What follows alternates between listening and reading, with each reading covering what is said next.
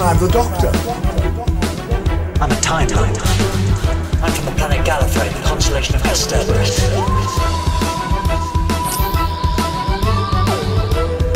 I see Raz. Time and relative dimension in space. It means life. Greetings, humans, Daleks, Time Lords, and Benny! You are listening to Exterminating Doctor Who on Utter Radio. This is the show to take unpopular episodes of Doctor Who and debate whether they're really all that bad. With your hosts, Aidan, Gula. And me, George Ellis. And in today's episode, we are talking about Orphan 55. Also known as Benny. Benny. I've seen a count online somewhere which was like a supercut of every time she says Benny. When I first saw the name I Benny, can't remember how many it is, but it's a lot. I thought it was Benji. I don't know why my brain latched on to Benji for a good 20 minutes. But don't worry, she corrected me 8 times. About 37 times or something. Just Benny. When are we going to go get my Benny? Benny. Shut up, woman. Fucking hell. God, it's not like, get it. It's not like Benny was this true savior or this something really worth saving, because Benny got himself in that mess. Right, it was just an old bloke who wandered off and suddenly it's like, Benny! Oh, shush. You've been together 46 years or something. Get over yourself. And the dickhead thinks it's the perfect time to propose the moment he wants you to shoot him. Good idea. Keep that to yourself next time. That's like if I'm about to die and I tell my mum I'm secretly adopted the moment before. It's like, maybe you didn't need to know. It's just the common theme of everybody in this episode that there's stupidity and a lack of caring about them. And I don't know anybody's names. Besides Benny, our main characters, and Hyphen with a 3, I'm just like, everybody else can go away. Yeah. Right. It's a strange episode because I remember when this aired, and I remember about 20 minutes in, I remember thinking, you know what, I'm quite enjoying this. And then the episode finished, and then the reaction came out, and everybody said this was the worst episode of Doctor Who ever. I remember that was a very common thing that people were saying, and I was like, oh, okay. Thought about it more, and thought, aha, you are correct. But I hate this. I really do. But having rewatched it, in that first, I'm going to not say 20 minutes, I'm going to say now 10 minutes, I was like, okay, I can see some of the things why I did enjoy this. But then I said to you, at the 27, it starts to lose momentum. But then at the 27-minute mark, right then onwards, the whole thing just goes, any potential goes at that moment. And that's when I'm like, yep, this is the first rewatch I've ever done on this episode, and the last. This is my first time I've ever seen this episode, and in comparison to our last week's episode, I will say quite firmly, I hate this one more. Yeah, I purposely put this one here in our schedule because I thought there were some quite strong similarities between Kill the Moon and this one. That sort of, we're in the future, this is what's happened to Earth. Big twist! Yeah. And I thought there were a lot of similarities. So I purposely did it like this to be like, well, Kill the Moon's really bad. But is Orphan 55 worse? Or is it better? Does it handle things better than that? And no, it doesn't. No. Yeah, we'll get into this later on, but it doesn't have quite as bad an attempt. Like, it doesn't have quite as bad of a message, No. Like, it doesn't try to do a big one throughout the whole thing, which is completely pointless. But it does try and shove it down your throat in a much more overt fashion, which is maybe worse. They're both bad, but that isn't really where it falls flat for me. It's really just that I just found it very boring. It was very boring. Yeah. Just complete. Like whenever we do this, I go into my living room, put the TV on, put the fire on, little light on, ready to watch. Get all cozy, sit down, yeah? Turn it on. With every other episode, in like Doctor Who, like if it's a Capaldi episode, a Matt episode, a David episode, an Eccleston episode, I'm there sitting excited and I'm engaged constantly. I sit down to a Jodie Whittaker episode and the only one I was engaged with was Witchfinders because it hooked me as it went along. Because it was the potential. This one I sit down and immediately I'm like, Don't care. I don't care. Yeah, it's just like it's just there's something about it which loses me instantly every time. But I know exactly what that is, and that's everyone in it apart from the Everybody. Doctor. And if the Doctor is being good, it's immediately ruined by a bad script. Yeah, because I think when I'm here saying there are things about this episode that I enjoy, it's only really the Doctor, and maybe a little bit of the setting up at the beginning. But besides that, I sent you videos of what I thought of the setup. yeah, there were some quite entertaining videos last night. We always send these sort of like commentaries as we go along, and they are not appropriate to be aired, basically. No, yes, that's a they are, yeah. Yeah, just some of the things we said about hyphen with a 3. No, not appropriate. But but it's strange because I do have some positive points on here. Most of them are about the Doctor, 2 are about companions, but the rest is negative. I have a page and a half of negative points. And yet I am still going to try and play a little bit of devil's advocate just for the Doctor's side today. But I know. Oh, I've just spotted my editing note. We'll come on to that shortly, because once you know shall we that, just focus at the start? Okay, let's begin at the start. So the setup is some sort of tentacle. He's in the TARDIS. They're sweeping up. Okay, fair enough. And then I was right for that moment. I was like, okay, what did I miss? But I'm on board. Then I can't remember exactly what one of the companions says, like straight away. And as soon as they say that, I just go, eh. Yeah, I remember it. I think you sent some video last night where you were just like, I couldn't even tell what you were talking about because it was just so like, this and I hate that and other people, and I was like, what are you? What? And then you sent a follow-up one going, just to clarify, I was talking about the companions then, because it was just like, these people, I hate them and I was like, what's they just the moment they started talking, they said like the first line they said was so dumb. I had just a you know, the fight or flight response. I was just, no, I can't deal with this. Yeah, I know what you mean. But then, yeah, right, the coupon's kind of interesting, putting them together, and then it kind of maybe teleports. Completely dumb idea. But then there was a line from Graham, the character. Obviously, it's Bradley Walsh, but his delivery killed me because it was like, there's this planet, yeah. So he's like, I've got these coupons, yeah, and I don't know why I'm doing this accent because it's that's Bradley Walsh, you know. So he's got these coupons, and then one of the other companions, I don't remember who because I don't care, says, so what's this? Where does this take us? And he says in response, Tranquility. And I'm like, oh, what the heck? Like, he just looks up for a good second as if he's dazed, and then he just looks and says, oh, Tranquility. I hate it. I hated it, and then they just got teleported. And I'm like, I don't care. I just don't. It's just it felt like Bradley Walsh forgot his line, and they were like, it's fine. Yeah, just roll with it. I know what you mean. That I don't like that opening bit in the TARDIS. I think it's so pointless. And you just said there, what have I missed? It's that the tentacle thing's not even like a lead on from the last episode. It's just like, there's a tentacle here because we're quirky and we travel through time. And I'm just like, not needed. And then I'd have rather just landed at Tranquility. I mean, there's a lot of things that annoy me. The fact they didn't land in Tranquility. One big thing being the fact that the teleporter can lock on to something in the TARDIS. How can that happen? If it's dematerialized or if it's material, depending. The TARDIS is. I mean. Okay. Explain. I don't know. The science is, well, not just the science, but the science of the Time Lords is sort of a bit questionable in this episode. Like I said later, I mean, it comes later on, but like as we always bounce around thematically.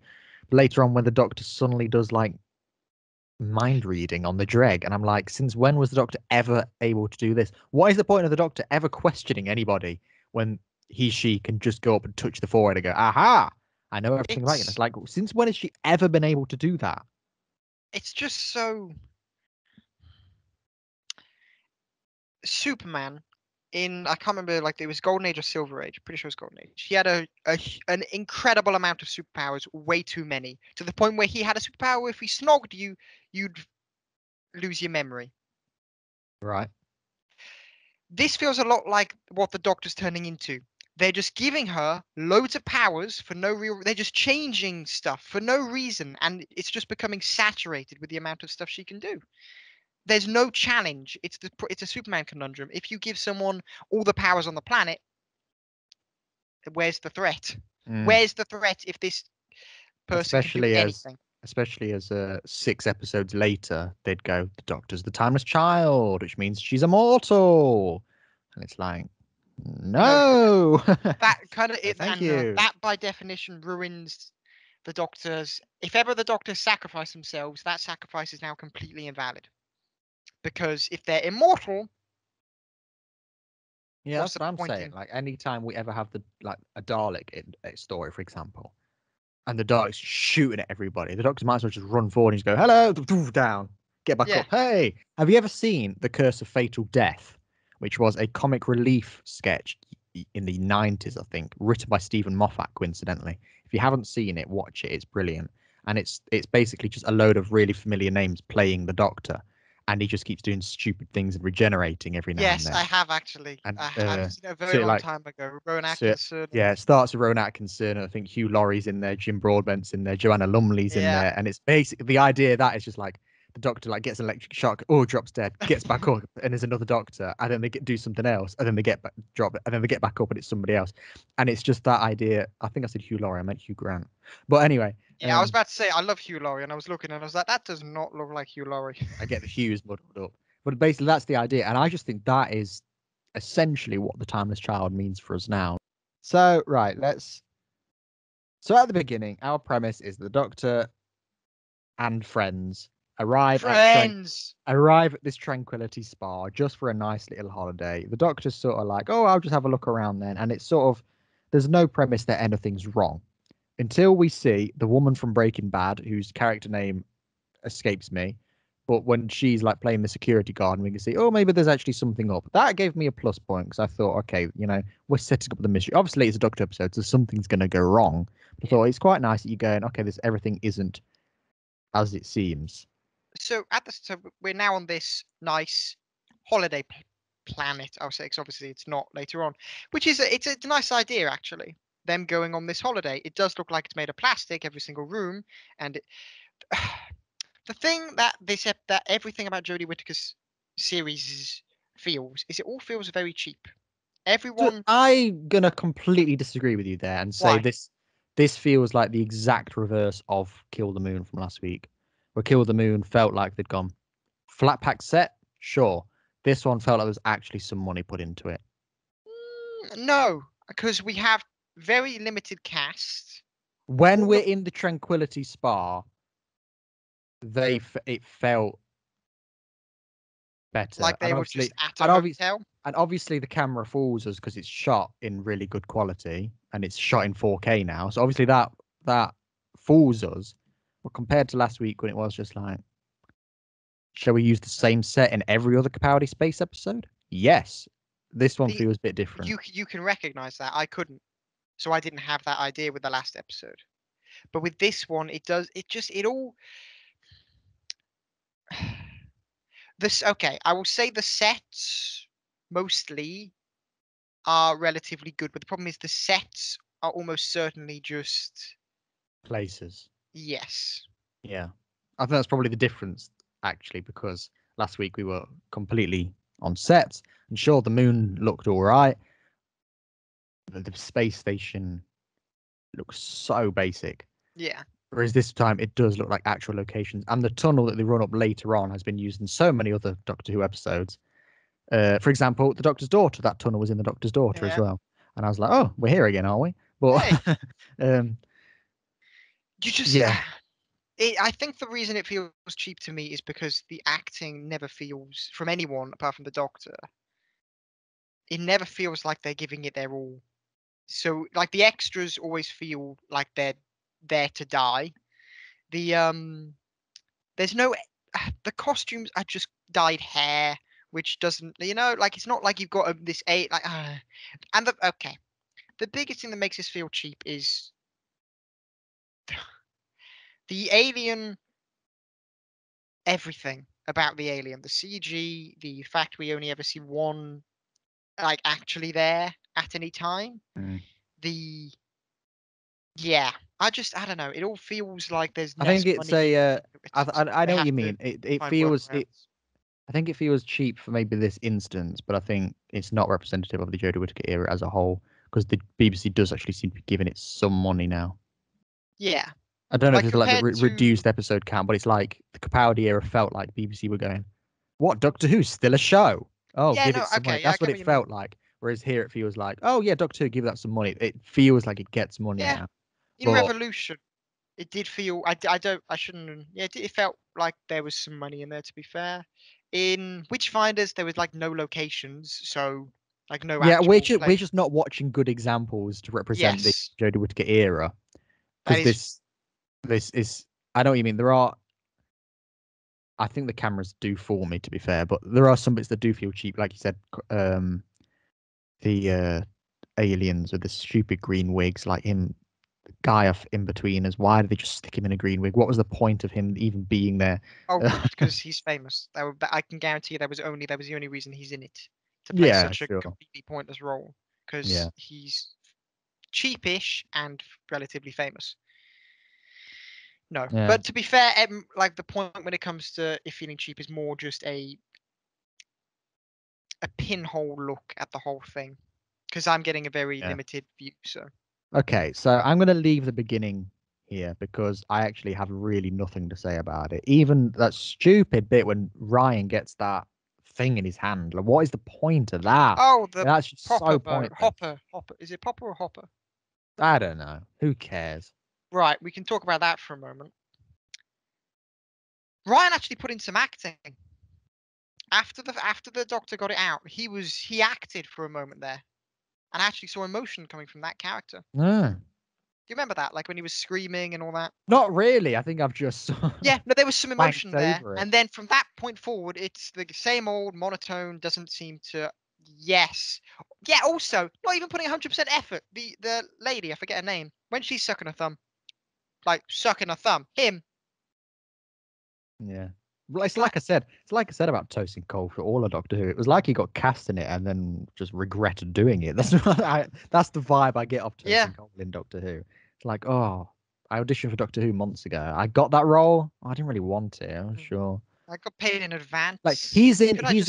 he's in The Force Awakens for about 2 minutes, and he puts more effort into that than he did in his entire Doctor Who 2 series run. This can take us now on to from the virus when she has that crisp packet, whatever it is, and she takes it to Hyphen with a 3, and she goes, "I just pulled this out of my friend," and she goes, "Well, I don't judge my guests." I do quite like that line. That's a good But line. then It's we a have, cliche joke, though, so I don't really give them any credit for it. but we have quite a, there is that does a quite a good scene does follow that when she goes into that room, the security room, Mm. and the Doctor actually commands the room. Mm. She walks in, and it's like, I'm in charge now. And I do quite like that because I think this is the first time I've ever seen Jodie Whittaker do No, that in she Doctor Who. does it. She does it very well, actually. But I think the reason for that is because she's alone.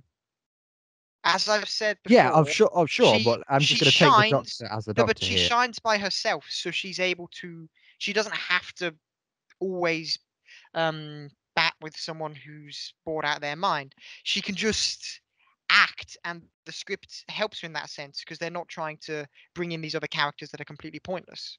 So I think Yeah. it works for that fact, and I think whenever the Doctor is alone, you get a lot more of these kind of moments with this kind of thing. Well, we'll come on to the companions shortly. I'm just going to take the Doctor as the Doctor for now. Yes.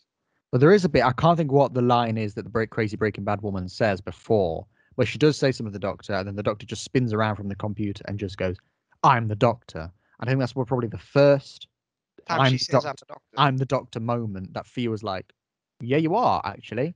that's the first time, which is probably why I was quite enjoying this episode when it originally aired. It was like, oh, the Doctor's here. I've not seen you since Twice Upon a Time with Peter Capaldi. It was a bit like, oh, they've actually put the Doctor in Doctor Who. That's what it felt like. And when she says that, it was like, my note says, I'm the Doctor. So good. That's what my note says. Because I just thought that was a really nice thing from there. And I do think the Doctor was the best part about this episode. But even still, there are a few questionable things with mind control. But and then she starts talking about the ionic membrane, whatever the hell that is. And she's like, It's just a "Oh, force field that only kills whatever it's told to kill, basically, or told not to kill. yeah, sure, whatever." But that's the bit where crazy Breaking Bad woman's like going, "You don't have the equipment to build a ionic membrane." Da, da, da. And I do quite like the line where the Doctor says, "If I had crayons and spam, I could build you from scratch." I did quite like that because it felt quite Capaldi to me, that line. It's very, you know, the Doctor being the Doctor is very good in this episode, to a point. But yeah, I agree with you. But the But thing it is, is, would I rather watch this Doctor, or would I rather go watch a Doctor which is consistently the Doctor? Yeah, I know We're what you mean. praising them for something that's good that they're doing it, but we're praising them for something that is just fundamentally should be done It's the right. bare minimum, yeah. Yeah, That's why. it's not. That's why I'm like. That's why I'm like. Oh my god, I enjoy Jodie Whittaker in this because it's like she's actually playing the right character this time. She's not just playing a wacky professor. She's playing the Doctor here, and it's. But like you said, it is always when she's alone. Because the other example of a sort of a really subtle line that I quite liked was later on when she is going through the Dregs nest, and her oxygen thing's beeping, and she just kind of goes, "Oh, shut up," and just ignores it. So And I did quite like that bit as well. But again, it's the Doctor doing the bare minimum and also alone, apart away from the fam. The only thing I liked about the companions here was when Ryan had something to do, but even that was just because it was like, oh my god, he's actually got lines. And the only other thing I actually wrote down about the companions, I don't have a single note about Yaz because she did nothing. But the only other thing I liked was when Graham walks into the force field, bangs his head, sort of has a little bit of a slapstick joke, and then he just goes, "Oh, am I having a stroke?" I quite like that because it's quite funny. Besides what's a good line that? Yeah. besides that, I have no other points about the companions, and I can't even dwell on them in this episode because I'm just like, what did you do? Ryan has something to do, but he's constantly uninterested. Yaz stumbles upon two couples and completely ruins whatever they're doing because she's selfish for. I don't know, like why you don't do that. But and then she does absolutely nothing other than berate the mother. You know, the Breaking Bad lady. Yeah. She berates her at some point because but she berates her before she knows any of the facts and has just. Okay, the mum gets the gun pointed at her, and then Yaz is like, "Oh." Then afterwards, Yaz is like, "Ah, you're a horrible mother," and I'm just like, "Love, you don't know this situation." Yeah. What is that? Yeah, but we get the mother reveal when Trixabel says, "You abandoned me and left me with nothing." So I guess Yaz does sort of have a right to. It just Like felt you left at such a young age that you've created an international terrorist here. So not good parenting by any stretch of the imagination, is it? I mean, yeah, fair enough, but it's just kind of like just blaming one party instead of blaming the person who is gonna blow you all up. Maybe blame both. They're both at fault here. Yeah, true. But I think, Yeah. All right, edit that out if you're gonna be like that. Let's talk. My next here. So we have the Doctor's moment in the ionic membrane room, whatever the hell that is. And then we have the attack where the dregs get in.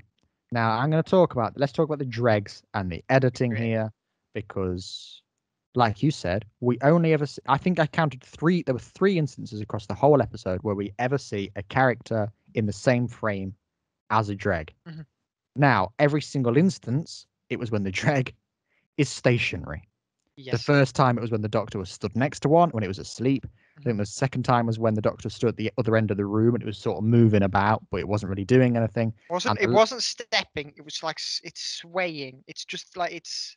Yeah, and the third time was when the Doctor put it in the cage. They were the only 3 times we ever saw a dreg in the same frame as another character when it's not doing anything. Anytime it's supposedly attacking, we would see a shot of and then a shot of it attacking. But it's like it was always like, here. but it's like, how far away is this person? For all I know, you're just cutting some random footage of these monsters in. Like there's no Are they doing that? there's No. no perspective. They wouldn't do that, would they, Aidan? They wouldn't just cut these random footage of these monsters because they didn't have them on set, would they? No, No. but I mean, it doesn't feel like Yeah, they they're would. even part of the same story. No, not at all.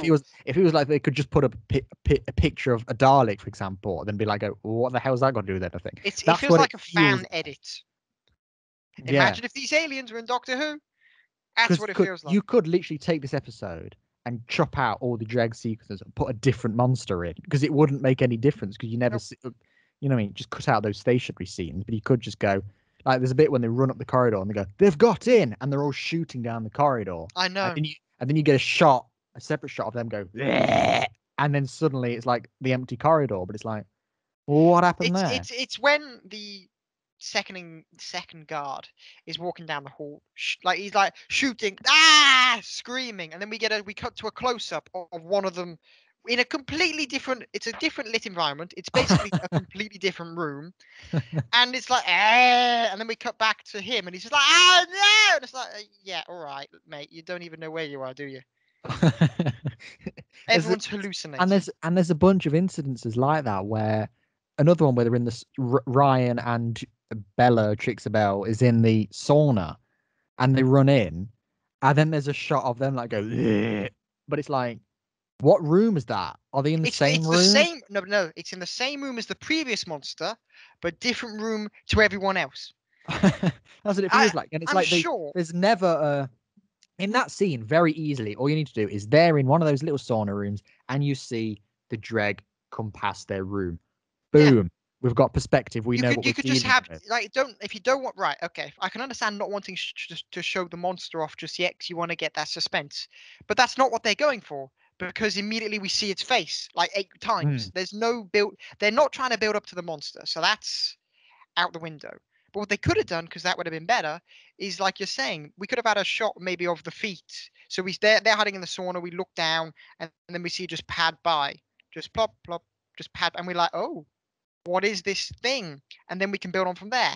That could work, or just it very much. Now this is just a theory, but maybe they filmed everything, but the idea was not to show off the monster at all until the Doctor sees it when we actually have it in person. Maybe. Or just have it in post late, like a CG later on. But maybe they thought, oh, this monster needs to show up earlier on because we're just doing all this suspense, but we need to see the monster. So they just got all this B-roll footage and just chopped it into where they thought it would fit. Maybe, yeah. You'd have to talk to the editor and the director, wouldn't you, and say what was your vision, what was your vision? Because it was there's so many instances. I think there's another bit later on where they're sort of like, look out, and then there's another shot of like the dregs, but it's like, well, are they 2 feet away, 10 feet away, 100 feet away? How far away are they? Look out, is this dreg in France? But you wouldn't know because the camera's next to them. And it's like it completely removes stakes. I had another note about stakes somewhere else where something else was another thing is when the Doctor is struggling with oxygen. The Doctor is the only character we see whose oxygen goes red, which is a bit like, well, it's the Doctor, isn't he? You're not going to kill her. Well, they say it. Yeah, I know what you mean. The reason it went red is because she was talking a lot, which, okay, that's fair enough, because the Doctor does blab a hell of a lot, and I love it. But, yeah, there's no threat. It's like if you make, it's like if I'm watching a James Bond movie. Everyone is in danger apart from this one character. Yeah, he could literally have his arm falling off, and you'd be like, he's fine. Yeah. If it's the main character of a TV show, and you know there's another series, or you know this is only episode 4 of 8, you know for a fact they're not going to die. So you can't, and with the Doctor, an immortal being, as they've said, there's no fear. You can't try and instill stakes by giving me the Doctor's running out of oxygen. I'm like, I just assumed she'd get it back by doing magical, but instead she gets it 20 seconds later by mind reading a dreg. But it's like that's probably why it feels boring, because throughout the episode we just reminded that there's no danger here whatsoever. Like, who are we going to kill off? Random old man. Okay, sure. Who are we next going to kill off? Arsehole mum woman. okay, sure. It's like all the people they are killing off are people we don't like or care about. They're, All the they're, danger they're- yeah. doesn't feel real because you would never see the dregs in the same frame. And We then don't ever finally we actually get see anyone be killed. Like no. actually, like we don't see a monster actually touch anyone. There's never any of that. And as you're saying, yeah, if someone's killed, it's either a bad guy, someone we've been told this is a bad person, they deserve to die, someone incompetent, so you want them to die, Benny, or it's just people completely obsolete. And That will is get that's the problem here. And it's like, although I enjoy the Doctor, and I enjoy the Doctor when she takes over a room, I enjoy when she's commanding things. She's like, I'm the Doctor, I can rearrange you from spam and all that kind of thing. I like that. But as soon as we're actually in the situation, even though I have a note that says Base Under Siege premise is reassuring because we don't really get much of Base Under Siege stories anymore, and I do quite like them, we just have no danger and it doesn't feel like there's actually anything wrong. I do agree with you there. I love Base Under Siege stories. I love that kind of idea of the heroes being hunkered down and they've got to find a way to defeat these insurmountable odds. But the problem with this, there's no danger because you don't feel like there are actually a threat. It's just we've got to stop these monsters which are out there, but they're never here because we can't be in the same room as them because of money. This is going to be a complete jump around. But do you know the bit in the truck where they're driving in the truck? Yes. That's roughly where we are next, Yeah. chronologically anyway. So So why are they in the truck again? Oh yeah. Right. Before we get there, Benny. no, why are they in the truck? Benny. Oh, they're going to get Benny, aren't they? Number one, biggest problem with that. Who the hell thought it was a bright idea to bring everyone on this dangerous expedition? Why were any of the companions needed? Why were maybe one engineer and the guard. But why was the Ryan's love interest, the terrorist, needed? Why did she need to go with them? I don't know, especially because her mission is to blow everything up. So going away from the base is surely, She wouldn't want to go. counterintuitive. Yeah. If she actually stayed, she would have probably blown up the place. Her mission would have been a success. She's obviously not a very good terrorist. And then we have Benny's wife, which she wants to see Benny, but my God, is she going to slow everyone down? Does anyone here have any common sense? Okay, most of you are idiots, understandable. The Doctor, any common sense in bringing along an old lady? The security people, any sense in bringing along an old lady? Why do they bring everyone along with them? There's no point to it. And it's pointless, and it also adds to that no stakes issue, because I actually have a note that does say truck attack doesn't feel dangerous, because every single person's in there. It's like, well, nobody's going to die then, are they? Until we get out the truck, and then you've just got Benny again, and then we have that bit later on where it's just like, yeah, he's dead. Well, we didn't see that. Like, yeah, killed him. That bit was so. Oh, okay, we'll get to that in a second. But well, we'll just get to it now. Yeah, they go out to save Benny, and Benny dies. We don't see him die, so that's great. And then the wife sacrifices herself for no reason. Two completely pointless characters dying, but there were no stakes, obviously, because it's a possible future. And then we have all the twists and blah blah blah blah. But then we get to a point where we see Kane sacrifice herself. Blah, she's gone. You assume she's dead. Then right at the end, for like 10 seconds, she comes back to save everyone with her daughter. It's like this heroic, fantastic moment. It isn't. Just saying, this is what they want it to be. It's not. They try and do that. First off, second off, and third off, why? Who? Yeah, right. Okay, Aidan, I'm about to die now. But what I'm going to do is I'm going to turn around to you, and as like a nice, lovely moment, I'm going to suck my thumb. Well, it's just a little goodbye for them, isn't it? Though? They had a connection. They had a connection, even though Ryan's like, "You're a terrorist," but whatever. My problem, that isn't my problem with that scene. I'm completely fine with that because that is just their goodbye. My problem is that they're essentially on this massive field. It's an open plain, and Kane manages to appear from nowhere. So you're not telling me. So you're not telling me for 5 minutes before that they saw her running towards them. It's you know like what I mean? It's just like, oh, Kane's Holy over there. Grail. She's like, I'm on my way. Then it's like finally, 5 minutes later, she arrives. She's like, aha. And it's like, yeah, you were running across an open plain for 5 minutes. We saw you coming. You don't just appear from nowhere. It's like if you're in the middle of a desert, nobody can just appear from nowhere. You will see them coming. That's my problem with that. They were all distracted. So just imagine they're just focusing on this and you just see in the background Kane just booking it. Just running. That's what I've got. I can just imagine them just being like, dealing with the dregs. And they just turn around and go, is that Kane? And she's like in the distance, just like going, ignore me. Yeah, I'm making a triumphant return. And they're like, all right, sure. And then she's still coming. 10 minutes later, why isn't she here yet? She's she still does know running. that we can't teleport her out, right? Just why? Why in the truck? I don't understand.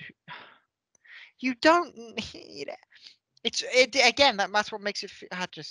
And you've only got Ryan and Bella together again, just so they can have that little bit of flirting, isn't it? That's the only reason. Yeah. Those two are together, and then the doctor sits down in between them. It's like, oh, what we're talking about, and Ryan's like, dead parents, and it's like, and the bit as well where Vilma's like, you want money, Kane? Here's this, and just throws that gold necklace at it. That woman cannot. I'm sorry, whoever plays Vilma, but you cannot act like. You can't. And I'm not sorry.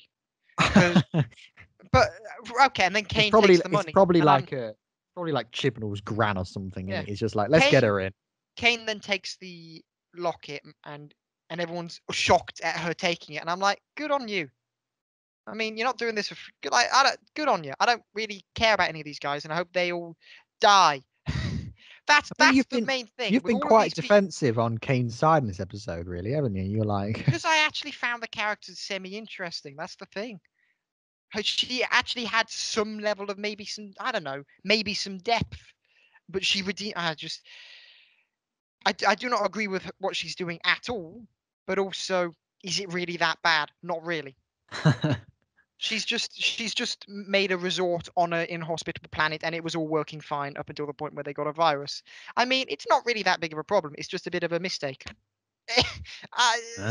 She's trying to terraform a planet and make it habitable again. Is that actually a bad thing? Well, depends how much you want to read into the politics side of the episode, isn't it? She's trying to fix it. I'm just saying, she's not. You guys are just coming in here on holiday, doing less. Okay, but no. All of the other, like the extras, the companions, before they got on the truck, what should have happened, and I believe this wholeheartedly, is the companions should have just gone into the TARDIS and just gone. And then just have the doctor and the soldiers go out looking for Benny. And maybe bring along the old lady so she can die. But that would have been so much just better.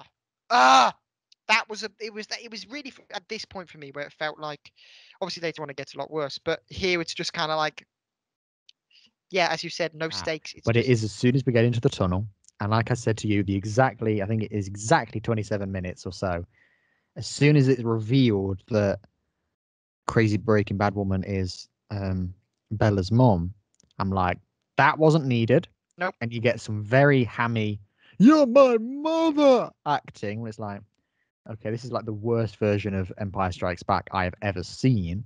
It's so pointless, and from there, the episode just collapses, and there is no hope in it anymore. It's such a terrible turning point. It felt out of left field. Like there's no. It's like, so you're standing there, and a baseball ball hits you in the side of the head, and it's like, where did that come from? No point.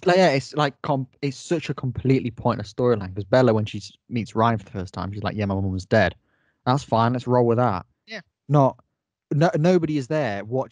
I'm convinced that nobody was watching that episode going, well, what would happen if her mum was alive?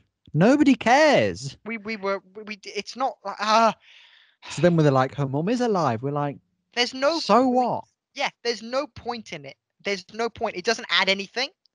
It doesn't there's no, it's not even trying to say a message like Doctor Who seems to be wanting to do in these past couple of episodes. It's not a message of don't abandon your kids. It's the message of abandon your kids and they'll become terrorists and try and shoot you and blow up your dream, which you're trying to give to them. Because I can't even say, well, Bella's only there to serve to blow up the base at the end and save the day. I can't even say that because we don't even know how the episode ends, and we'll come to that in a second. But like, well, I'll just deal with it now. But there is no resolution to this episode. It's like, Not oh, at the all. dregs Well, are here. There's a big explosion, and now we're gone. actually, And you're it's like, right. and it's like, well, what happened there then? It's like, were the dregs defeated? Did the base blow up? Oh Did yeah, did Bella survive? Did her mum survive? Did anybody that's did anybody actually survive this? But it's like, no, that doesn't matter because what I'm going to do now is I'm going to give you a climate change lecture. And it's like, yeah, but what happened? that's how little I care. That I genuinely I didn't. My brain didn't think for a second they didn't resolve it. That's how little I care about the ending or this whole episode. The moment they left, I was like, good, I can go to bed. Yeah, Like it reminds it reminds me. Do you remember we did Sleep No More, and that episode ends with the Doctor and Clara just getting the TARDIS and flying away, and it's like, well, what happened to the base then? yeah. But the reason that one happened is because there was supposed to be a sequel that happened later on, but it never Mm. happened. And it was This still doesn't we e- were very focused on. This doesn't even have that excuse because there is no intention for a sequel. It was just, this is the well-rounded episode. But as soon as it gets to that point where they up and leave and have the climate change lecture, it was like you get to that point, and my interpretation of that was, oh, so this whole episode actually didn't matter. It was just a way of getting us to here. Yeah, and then the Doctor. We've really jumped to the end here, haven't we? We'll come back to the twist because it's all the same theme thematically, isn't it? Yeah, the Doctor at the end. She says that it's a possible future. Yeah, and I Has have that ever been a thing in Doctor Who before? By saying that this is just one possibility, you're telling me the Doctor could just go visit one where it's fixed. Gotcha. No stakes. And it completely it makes everything pointless. It makes the Kill the Moon episode pointless about them making that decision. Because does that mean in a different timeline they made the other decision? That's yeah, that's why I watched it. I was like, that's not how time travel works. We know parallel universes exist in Doctor Who, but the Doctor cannot visit them. That there's like we know that because of that's just fact in Doctor Who. You can't be telling me that there are different possibilities and all that because you're only telling me that. You're only telling me this is a different possibility because you want me to go out there and fix climate change with my own two hands, which sure. And you want and you just the whole point was just so you could tell us that this was Earth and that you can do another, and it's just so you don't completely ruin every other Earth story in the past. That's the only reason that But it's it's a just different timeline. it's one of those things that I don't remember if I mentioned it last week or if I meant to, but I have a note where it says it doesn't have to be Earth every single time. Yeah. This could have just been a Earth-like planet that has had the same issues, and it's like, And well, we would have still learned from that. and you could say, well, we don't want this to happen to our planet. Do you know what I mean? You can say Yeah. that. Same thing that I said about I don't know if I can't remember if I did say it or not, but about Kill the Moon, I was going to say, well, it doesn't have to be Earth's moon. It can be another planet's moon as an egg. Why does it have to be Earth every single time? And the same thing happens here when we do have the Planet of the Apes. That's what I've written because it's like Planet of the Apes when they go, it Yeah. was Earth all along. And it's like, I remember seeing that for the first time when they go, oh, it looks like Russian. And I went, oh, for God's sake. I know. Why does it have to be Earth? I'm like, it's not necessary. Just make it an orphan planet. Say it used to be like Earth, but they had a problem like global warming and they got here. So, guys, you don't want that to happen to your planet. Sure, it's ham-fisted, but I'll take it. By saying this is Earth and this is just one possible future. It's like, but since when has Doctor Who ever done that? They've never ever gone to the future before and gone, but it doesn't matter. It's only one possible future. The future is the future. It takes away the stakes of, but it's the stakes of something going wrong because they can just go to one where it's right. But it also takes away the stakes of them trying to fix anything.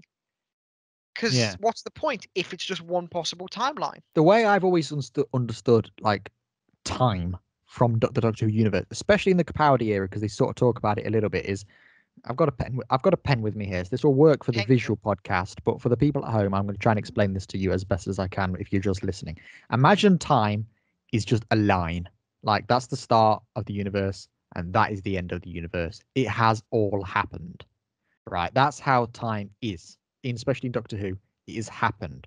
So when they say this is one possible future, that doesn't work because we don't have these lines coming off. We just have one straight line, a start and a beginning. And I sort of think a parallel universe is just a completely separate line. They're not connected. Yeah. By saying it's a possible future, like in Endgame when the Ancient One does all those lines off the timeline. You know what I mean? She goes, "This is one possible future." No, that's not time travel in Doctor Who. We don't have alternate timelines. No. And if we do, we can't visit them. Mm. I don't know. It just doesn't make sense to me. It just doesn't make sense. And it's I think there's a time in Doctor Who. I can't think who says it. I feel like it might be Matt Smith. But I think he says once you've lived a future, it's happened. Mm. There's something about that. Because it's I all feel like about you can't feel go like back it's- in your own future and all that. Yeah, and I think Or like it's past. like as soon as you've seen something happen, it has happened. I think that's the idea, but I can't think what the context it or is or anything around it. So surely by having lived this and spent time in it, that means it has happened. So it's no longer an alternate future. This is the future. But is it alternate future? Is this one of the Ancient One's lines that she does past Bruce Banner's head? I don't know. I don't care. And there are no stakes. Mm. That is my opinion on this episode. So It's fact though, because they've told us that that's the case. It's not an opinion. yeah. So what would you do to fix this episode? Have Benny and his wife just have a heart attack immediately before we even see them. Actually, that's a good idea. Aren't they sat by a pool? So maybe like when we first see. Drown. So maybe when Yaz goes to that pool, we just see them floating face down. No, just- no. When Yaz appears, she can say like, "Hey," and they both get shocked. Just Yaz kills two elderlies. Perfect start, I think. And then she just maybe just pushes them in the water and goes, "They were like that when I found them," and then she Yeah. leaves. Yeah, Yaz would be doing. There's something for Yaz to do. Something You for see, Yaz we're to do, really, yeah. we're onto something. No, Because the only Yaz line I remember from this episode is when she just goes, "Global warming." That's the only line I remember. Say again? from that. Global warming. Oh, global warming. Oh. Right. The build-up is good. As soon as they are going out there to save Benny, still dumb, but okay. Just have everyone stay behind in their special super safe room and just have the important people go and we just focus on them. That's all I care about. Have us follow the doctor and then they go save Benny. Benny gets his throat ripped out. Yeah, there you go. Then I'm good. But it's also like just to, I'm going to build on that there. We don't get, Benny isn't saved. No. So actually devoting all this time to Benny being saved is pointless. And you're saying, reduce the team. I'm going to say reduce the team even further. Don't even have any of our main cast in it. Just say we've sent out security to go get Benny. Oh, later on, they weren't successful because we're not getting Benny back anyway. So what is the point of devoting any time to it? Don't even send the doctor's got more important things to do than find an old man with a hat. Yeah, actually. That's what I'm going to say here because it's like the doctor. Let's focus the doctor on defeating the dregs. Let's not give the doctor in a truck and these stupid nose band things. But to really save this old man, the 45 minutes, the doctor needs to go somewhere because it's well, she can go somewhere. She could even get this truck to go find the dregs base. Can you imagine her just picking a truck? Sure. I mean, the 11th Doctor drove a fire engine. So why can't she drive a truck? So, have their mission be hunting for the dregs nest, but the Benny mission, just say we've sent out our security. We'll go find him. Oh, they're dead now. Okay, sure. Because we're not getting Benny back anyway. You could have Benny be in the nest, maybe. You could just have dead. it so they were dead, or do you know, like, sorry, I'm going proper scary here. You know how in Alien when you have them on the wall with like chest bursters coming out because they're being turned into, right? Just have. Because how would these creatures evolve? Have them kind of turn people into them in a weird way. So you just find Benny in the nest, half. With the security team that they sent out. Yeah. So it'd be like we've sent out a security team to get Benny. Or I've not heard anything from him. That's why. They're here. But you won't look. But it's just kind of it all links in instead of having them focus on something dumb. The dumb thing comes to the smart thing. Mm. That could kind of work. And it does leave Vilma with like, well, where the hell does she slot in? But let's just ignore it. Let's leave Benny. Let's just leave her by the pool or something. Yeah. Crying. Don't bring her on the mission because she just doesn't add anything to the team. But if you bring her on the mission, she's just gonna die. You don't bring the right. bringing the person who can't, like the old person, along with you is if there's a situation where they can't survive over there by themselves. That's what you need to do. But if they're in a situation where they're safe and in a better off situation than if you were to go with them, don't bring them with you. Don't do that. Don't. Yeah. That's like you're putting them in unnecessary danger, which is dumb. But one thing I'd do is definitely make it not Earth. Just make it a different planet. It Yeah, doesn't I need to agree. be Earth at all. Because you can, even though I really disagree with the ham-fisted way they do the message, and this is the example I use for so many things where I say Jodie Whittaker literally looks down the lens of the camera at some points and is like, "Don't do climate change, kids." Basically, Don't I do hate climate I change. I hate that. But if you really need that to be the crux of the message, then sure, go for it. But Yeah. don't make Orphan 5 be Earth. Say this is a planet like Earth and this could happen to Earth. But by saying it is Earth, It feels we literally have in Christopher Eccleston's second episode, the second episode of New Who, they go to the end of Earth. yes. They see the planet die. It is not an orphan planet, it is No. Earth. Mhm. So it makes no sense for this to be Earth. And yeah, by making it not Earth, the message can still work. So if they want that, fine. But also, it means they don't have to give us this alternate timeline bollocks. It can just be. It can make sense in the world of Yeah. Doctor Who, and it's exactly. Yeah, I'm just Exactly. bored and I'm tired of this episode. For the people listening, I was yawning then. Yes. The That's why Doctor, I have little improvements because I do think she was strong because she was actually doing the bare minimum for the Doctor here. So I don't have anything to improve upon on her. Companions, as always, with any Jodie Whittaker era episode, give them something to do. Ryan, yes, I know he has somebody to flirt with, but please make it constructive. Like, sure, you can flirt with somebody, but if that's not going to go anywhere, why bother? Oh no, it does. Ugh. Yeah. For the people listening, George was sucking his thumb then. I put my thumb to my lips, we'll say. Well. Otherwise, they're imagining me going to town on my thumb, which is not something I was doing. Well, I mean, I wasn't thinking that, but if you're really that self-conscious about your Well, now thumb people are sucking. probably, if they are listening to it, they are going to be thinking about me really sucking my thumb. So this probably really made it a lot worse than I thought it would be. Yeah, so you there have. you go. You everyone. have worsened the situation. No, but just one last thing I Alien, wanna say. alien design. Well, I'm just rattling Oh yeah, through the my aliens. fit. I'm rattling through my alien design. Not, I'm not even talking about the dregs here because I think they look all right. I mean, they do just look like. Do you remember Love and Monsters? You know the monster they're chasing at the beginning, the Hoiks. It looks the same. It looks exactly like the Hoiks. Do you think it is the Hoiks but with a different paint job? I don't know. It could Yes. be. It could be. And it doesn't have the like sort of metal body armor thing. So They've just taken. I mean, that off, maybe.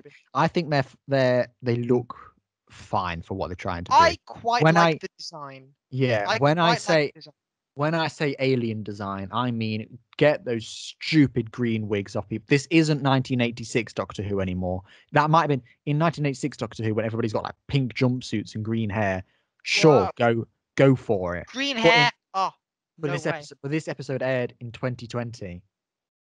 30 years too late for the green wigs. Get rid. They just look ridiculous. And if you're really trying to get new viewers on Doctor Who and somebody tunes into this episode and they go, is that him off in between us with a green wig? Oh, I think I'm going to turn over. You know what I mean? It's not good for Doctor Who to look like that. And my final thing, I think, to really change it, because we've said get rid of Earth, all of that. Fire the editor, please. Get a different director. I don't know, but have whoever was at fault in this situation for making it where the aliens just never felt like they were anywhere near our characters. Fire them. Yes, whoever it is. If it's more than one person, get rid of them all. Just whoever is at fault, fire them. Because we need to see the dregs in the same frame. It's like it's all well and good shooting up a corridor and then seeing shots of monsters in a corridor, but unless you see the people shooting at the monsters in the corridor, and even it's like, is it the same corridor? How far away are they? Are these people actually in danger? Even with those shots where we saw the monsters and they were being shot at, we never saw blasters going by. No, it was just a completely different area, completely different time as well. I firmly believe that was just that's just B-roll that they just decided we need to show these guys. So I believe that 100%. The thing So about that's this episode, we that's can just my keep fixes. the problem is this episode has dumb things that just are so dumb we can just keep talking about them. It annoys me. It annoys me when, yes, on that bombshell, I'm gonna go cry. Yeah, it's strange because people may ask, well, nobody will ask, but I ask it. I talk to some people about the podcast. If they said to me, why the hell did you do Orphan 55? Because usually you do episodes that deserve a second chance. Now, the reason I did this episode is because when I did watch it, I remember enjoying it until I saw the reaction afterwards. So I did kind of want to rewatch it and see how that perspective can change. And in the first 20 minutes or so, I do relatively enjoy it. I have problems with it, but I do enjoy it. And I do think the Doctor is strong. So although we've not really delved on her, that's not English, is it? But even though we've not dwelled on her, that's the word I was meant, much, I do think the Doctor is strong here. And if you want to hear us talk about 13th Doctor more, do listen to our Witchfinders episode. So here I think this is another example of the 13th Doctor being good, essentially. And this is the last time on this podcast, well, for series 1 anyway, that we will be analysing a 13th Doctor episode, because I've had enough. So from here on, it's only Tennant, Capaldi and Smith. But why did you give this episode a second chance? Because you bill these as second chance reviews. Well, I'm not giving this a second chance, but I do think to remind people that even though this is seen as one of the worst episodes of Doctor Who, there are still some good elements to it. Yeah, and some things where it could have been a good episode, but you missed the point. And this is how to ensure. I've just got one sentence left, George. Sorry. This is just to ensure that you don't repeat another bad example like this. These are the very simple fixes that two fans, a casual fan and a diehard fan, can propose to you. And that is what I'm going to say to you, Doctor Who people who are not listening to this podcast. But that's that is the message we're putting out there. Basically, we like to see if the episode deserves a second chance. And sometimes it doesn't. That's just the way the cookie crumbles. Yeah, and sometimes, like we said about, the Timeless Child. Oh, Timeless Child. There are just some episodes that don't deserve a second chance whatsoever. And I'm not even going to consider giving them a second chance. But this is one where I thought, let's give it a go. And we've decided, no, you were right. If you have seen Orphan 55, never watch it again. If you haven't seen Orphan 55, don't watch it. Next time, and I'm saying next time because I think I might take next week off because I've got a lot of work to do. But next time, we're going to be going back to Capaldi. We're going to be doing an episode called In the Forest of the Night. And I guess this sort of, I've linked Kill the Moon, Orphan 55, and In the Forest of the Night together because I do think there are some quite thematic similarities between the three of them. So it is quite a climate change episode next week, but perhaps done in a less ham-fisted way. Though we do have, perhaps for the last time on this podcast, child actors. So join us next time. I'm not going to say next week. It might be next week, but I'm not going to promise you anything. I'm going to say join us next time for In the Forest of the Night. Until then, goodbye.